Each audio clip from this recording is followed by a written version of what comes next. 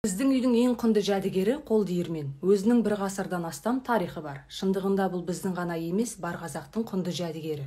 Салмағы зілдей, көтере қалсаң құдды бір тас емес, тұтас тарихыңды арқалап тамырыңды қопарғандай боласың. Ел басына күн туған заманда мезгілсіз ораза ұстаған әжелеріміз шиеттей бала-шағаны осы диірменмен асыраған. Ол шақта бір уыс бидай, бір қаптары алтынмен пара-пар болған.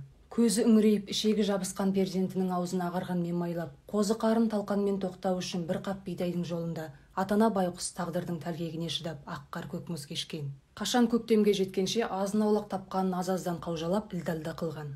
Әдебиет пен тарихты тереңдей қазсаң, теңіздің тасқыны жатыр. Сондықтан өзендей ұзақ ұзамай өз диірменінің оймақтай көлшігі сүйкімді тарихына тоқталайын. Қол жетпеске қондырған жерінен араға жылдар салып, осы диірменді жарық дүниеге жарқыратып қайта шығарғанымызда әжеміз көзіне жас алды. Ыстық тартқан дүниесімен қоса сонау жылғы жастық шағын, темірде елмес қайратын, құстай еркіндігін, жайдары міне жарасымды қалжың, ажырамас абысын ажынында сағынған сыңайлы. Өтпестей көрінген өмір лезде қарауытып, өшпестей із қалдырады екен ау жарықтық. Диірменнің дәуірі көккөрліп тұрған заманда мен әлі жарық дүниеде емес едім. Жарыққа жетерімді ертерек білгенімде, есімді жыл сайын жимай, өмірдің ағымымен есуас адамша жүре бермей, қою шаңнан бөлініп, адами қасиеттің асыл сандығын гүлге қонған арадай тынымсыз толтырар едім ау шіркін.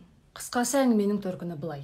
Маған беймәлім жылдары әжем 20-30 қап тарын әкеліп, ошаққа шым-шым жылы су ысытып, әбден тазалап, қашан су тұнық болғанша жуып алады екен. Мата жайып кептіріп, жұлдыздай жоғалып кететін қауқары әлсіз шырпы қурайды ошаққа тұтатып, әлгі тарыны қазанға сүңгітіп жіберіп, жылдан қимылмен үздіксіз араластырып отырып, ұршықтай еріп, қуырып алады. Батқан күндей тым-қызыл, қоңырқай болу шарт емес. Атқан таңдай сарғыш болса, міне нағыз бабында деген сөз.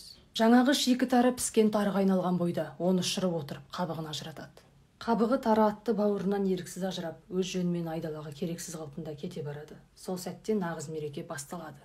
Көшенің арғы беті бергі беті абысын ажын жиылып, кеше ғана қонақ күтіп тарқасса да көптен бері көріспегендей қауышады. Әжелер ақылын айтып, мәре-сәре шақта жерге ұзыннан ұзақ мата төселіп, аса қадірлі, көзінің қарашығындай құрметті диірменді әкеледі. Егіз тастың ойылған шұңқырына тарыны, я болмаса бидайды салып айналдыра жөнелгенде, тарымыз дөңгелене төгіліп түседі.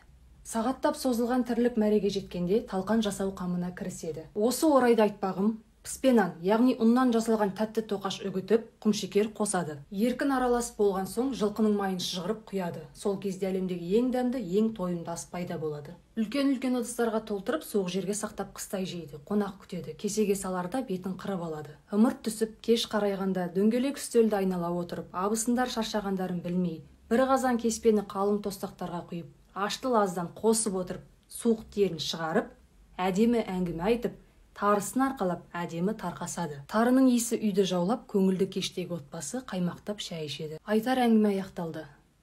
Үйлеріңіз сары алтынға толы болсын, аман болыңыздар.